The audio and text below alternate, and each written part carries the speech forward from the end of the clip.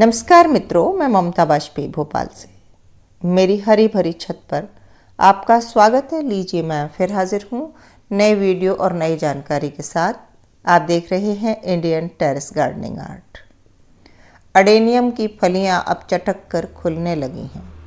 ऐसे में उन फलियों की क्या देखरेख करें और उनसे निकले हुए बीजों को कैसे सुरक्षित रखें, आज इसी पर बात करते हैं।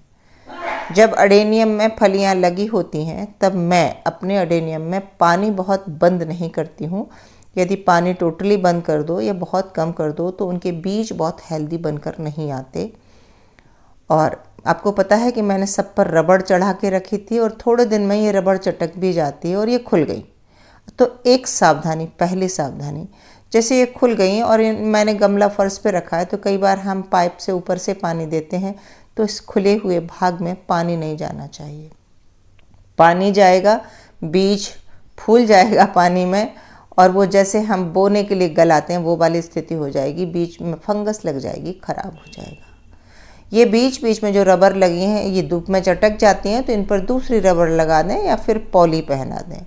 ये देखिए, ये एक बिल्कुल अलग तरह का मेरा अडेनियम है। उसकी एक फली बची है। इसमें केवल 2 ही फलियाँ लगी थी, एक मैं तोड़ चुकी हूँ तो अब मैं इसको तोड़ ही लेती हूँ। हरी है लेकिन जब इस तरह से हार्ड हो जाए, लगभग सूख जाए, तो इसको तोड़ के और मैं क्या करती हूँ, एक पॉलीथीन में भर के ड्राई प्लेस में रख देती हूँ और सूखने के लिए। अगर मैं यहीं छोड़ दूँगी तो कहीं रबर चटक गई या थोड़ा भी ध्यान गया तो ये खुलते ही उड़ के बहुत दूर चली जाएगी, आपके हाथ में नहीं आएगी।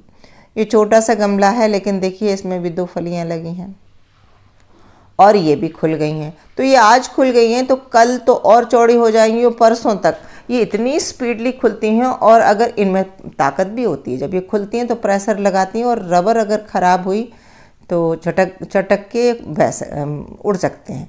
आप धागे से बांधेंगे तो ये सुरक्षित रहेंगी, लेकिन धागे से बांधते समय ये ध्यान रखना चाहिए कि जब फली पूरी तरह मैच्योर हो जाए, यानी उसकी बाढ़ रुक जाए, तभी धागा बांधें।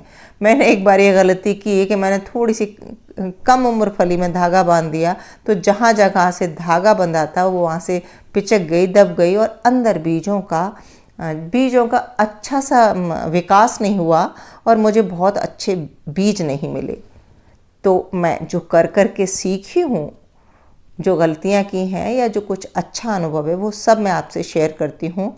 सो मैं अब रबर पर चलती हूँ, लेकिन रबर 10-15 दिन 20 दिन से ज़्यादा नहीं चलती है। आपको बार बार दूसरी रबर लगानी पड़ती है। कुछ लोग पॉलीथीन बांधते हैं, वो मैंने कभी नहीं किया।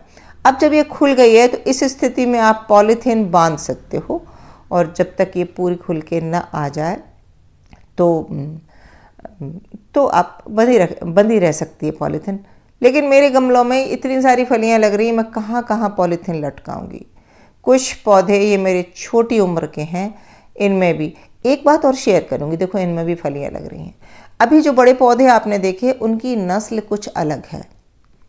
मेरा अडेनियम का ज्ञान उनकी नस्लों को लेकर, वैरायटी को लेकर बहुत नहीं है, लेकिन मेरा अनुभव बताता है। जैसे ये देखिए, ये मल्टी पेटल है और ये हाइब्रिड अडेनियम है जो मैंने ख़रीदा था और ख़रीद के फिर मैंने इसकी ग्राफ्टिंग भी की तो मेरे पास इसके 4-5 पौधे हैं। लेकिन ये साल में, सीजन में बस इक्का दुक्का फूल देकर और फिर बिल्कुल ऐसे ही पड़े रहते हैं। लेकिन मेरे जो अडेनियम है वो पूरे साल भर खिलते हैं और इन दोनों के बीजों की साइज में भी अंतर है, वो मैं आपको दिखाऊंगी। अब वो जो मैं लगाती हूँ उनकी वैरायटी का क्या नाम है ये मैं नहीं जानती। पहली बार जब लाई थी 20-21 साल पहले, ये देखिए कितना छोटा है। जिसकी फली मेरे हाथ में, ये उसी के बीज से बनाया हुआ ये छोटा सा एक पौधा है, ये जो गमले में। तो ये भी कुछ अलग है, शायद से ये अरेबिकम है। तो मैं अपना और एक्सपीरियंस आपसे शेयर करती रहूँगी। लेकिन ये एक फली जो छोटी मैंने भी हाथ में तोड़ी, इसके बीज अलग हैं। बाकी फलियों के जो बड़े बड़े पौधे हैं, तो वो जो बड़े वाले पौधे हैं उनमें मैं कुछ खास नहीं कर रही होती हूँ, वो बीज ही कुछ स्पेशल है। और वैसा ही बीज मुझे यूट्यूब पर जो के अग्रवाल के अडेनियम हैं, मुझे वो अडेनियम भी मेरे अडेनियम जैसे ही दिखते हैं, फूल में और तने की साइज में। बस वो उनके थोड़े ज़्यादा बड़े हैं। तो देखिए मैं बीज फलियाँ तोड़ के अक्सर लाके ऐसी पॉलीथिन में भर के रख के टांग देती हूँ। धीरे धीरे ये ड्राई होती हैं। पॉलीथिन को खुला रखती हूँ ताकि हवा जाती रहे और ये ड्राई होकर कुछ ऐसी अपने आप ही बिखर जाती हैं। तो अब जब ये पूरी ड्राई हो गई है, मतलब अंदर का बीज भी ड्राई हो गया है। जैसे हम गेहूं को भी काटते हैं ना, तो गेहूं को काट के, सरसों को काट के ढेर लगा के रख देते हैं और पूरी तरह ड्राई होने देते हैं, तो कुछ उसी तरह का है। देखिए अब इसमें एक बीज है, उसके 2 पंख लगे हैं और ये दोनों पंख उड़ाकर दूर ले जाते हैं। ये है प्रकृति का नियम। अपनी प्रजाति का विस्तार करने के लिए ये बिना पैरों के लेकिन पंखों से, अपने पंखों से उड़कर एक स्थान से दूसरे स्थान तक जाते हैं। ये मैंने एक फली खोली है और मैं कह रही थी ना कि बीज कुछ डिफरेंट है। आप YouTube पर भी देखना, और चैनल मेरा जो ये बीज है इसकी साइज बहुत ही बड़ी है, लंबा है ये। और YouTube पर जो कुछ बीज आते हैं वो लंबाई ज़्यादा नहीं होती लेकिन उनकी मोटाई ज़्यादा होती। ये उतना मोटा तो नहीं है लेकिन लंबा बहुत है। शायद ये वो हो जिसे हम रूट स्टॉक कहते हैं। ये बिल्कुल देसी जो भी है। मैंने पहली बार जब ख़रीदा था तब ये ग्राफ्टेड पौधा था और अभी भी ये ग्राफ्टेड ही पौधा है।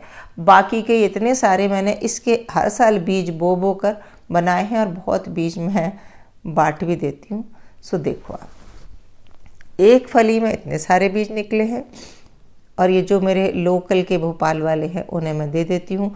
प्लीज़ आप ये मत कहिएगा कि मुझे पोस्ट कर दीजिए, ये मेरे लिए पॉसिबल नहीं होता क्योंकि आप सब मेरे लिए उतने ही प्रिय हैं। मैं किसी एक को भेजूंगी तो मुझे सबको भेजना पड़ेगा और ये पैकिंग और कुरियर करना ये सब काफ़ी थकाने वाला होता है।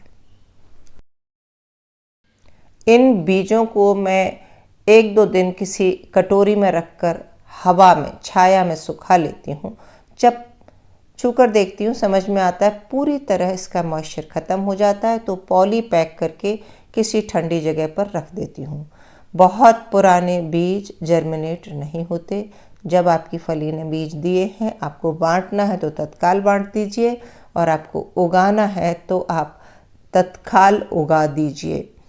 अब बहुत लंबे समय तक रखेंगे तो इनका जर्मिनेशन रेट बहुत कम हो जाएगा। तो उम्मीद है कि आपको ये जानकारी पसंद आई होगी और वीडियो काम का लगा तो फिर लाइक कर लीजिए, शेयर कर लीजिए, सब्सक्राइब तो मुझे कर ही लीजिए। मिलते हैं अगले वीडियो में, तब तक के लिए नमस्कार।